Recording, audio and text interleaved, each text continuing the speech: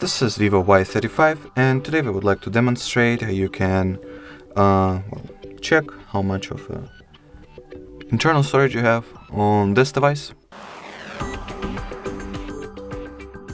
So first of all, you gotta launch Settings, then enter the About Device or About Phone category at the very bottom.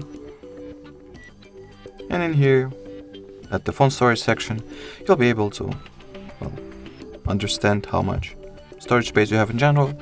If you would like to get the data on how much of it is currently occupied, just look for the RAM and storage space category, and in here you'll be able to see that in my case 28.8 gigabytes of those 256 are currently in use already. So that will be it. Thanks for watching, and bye bye.